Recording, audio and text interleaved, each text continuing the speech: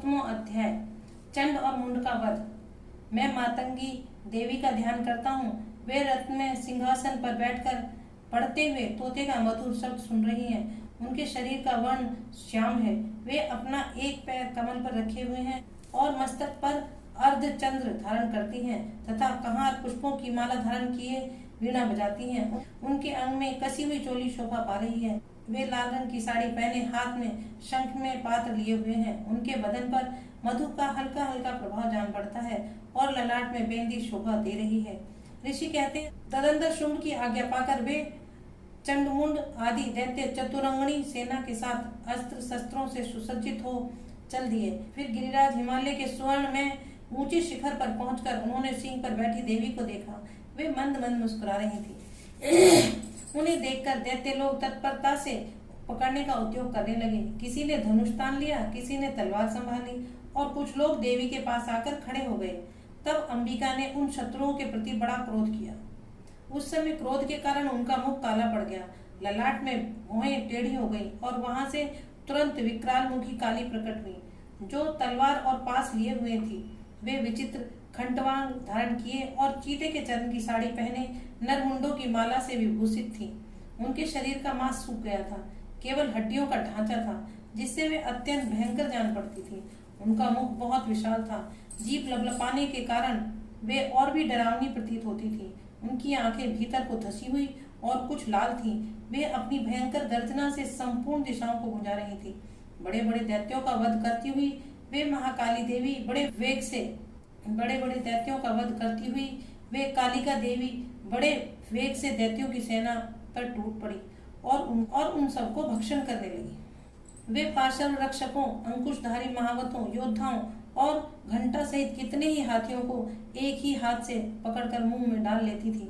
इसी प्रकार घोड़े, रथ और सारथी के साथ रथी सैनिकों को मुंह में डालकर वे उन्हें बड़े भयानक रूप से चबा डालती थी। किसी के बाल पकड़ लेती, किसी का गला दबाती, किसी को पैरों से कुचल डालती और किसी को छाती के धक्के से गिराकर मार डालती। वे असुरों के छोड़े हुए बड़े बड़े अस्त्र शस्त्र मुंह से पकड़ लेती और रोष में भरकर उनको दांतों से पीस डालती। काली ने बलवान एवं दुरात्मा दैत्यों की वह सारी सेना रौंद डाली, खा डाली और कितनों को मार भगाया। कोई तलवार के घाट उतारे गए, कोई खंडवांग से पीटे गए और कितने ही असुर दांतों के अग्रभाग से कुचले जाकर मृत्यु को प्राप्त हुए। इस प्रकार देवी ने असुरों की उस सारी सेना को क्षण भर में मार गिराया। यह देख चंड उन अत्यंत भयानक काली देवी की ओर दौड़ा तथा महादैत्य मुंड ने भी अत्यंत भयंकर बाणों की वर्षा से तथा 1000 बार चलाए हुए चक्रों से उन भयानक नेत्र वाली देवी को आच्छादित कर दिया। वे अनेकों चक्र देवी के मुख में समाते हुए ऐसे जान पड़े मानो सूर्य के बहुतेरे मंडल बादलों के उदर में प्रवेश कर रहे हों। तब भयंकर गर्जना करने वाली काली ने अत्यंत रोष में भरकर विकट अट्टहास किया। उस समय उनके विकराल बदन के भीतर कठिनता से देखे जा सकने वाले दांतों की प्रभा से वे अत्यंत उज्जवल दिखाई देती थी। देवी ने बहुत बड़ी तलवार हाथ में ले हेम शब्द का उच्चारण करके चंड पर धावा किया और उसके केस पकड़कर उसी तलवार से उसका मस्तक काट डाला। चंड को मारा गया देख मुंड भी देवी की ओर दौड़ा। तब देवी ने रोष में भरकर उसे भी तलवार से घायल करके धरती पर सुला दिया।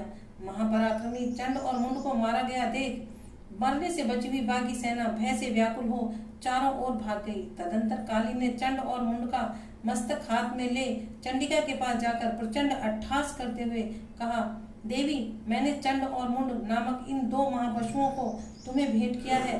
अब मैंने चंड और मुंड नामक इन 2 पशुओं को तुम्हें भेंट किया है। अब युद्ध में तुम शुंभ और निशुंभ का स्वयं ही वध करना। ऋषि कहते हैं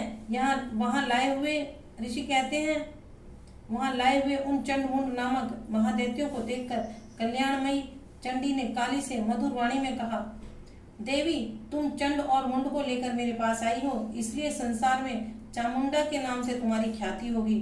इस प्रकार श्री मार्कंडेय पुराण में सर्वाणिक मनवंतर की कथा के अंतर्गत देवी महात्म्य में चंड मुंड वध नामक 7वां अध्याय पूरा हुआ। बोलो सांचे दरबार की जय।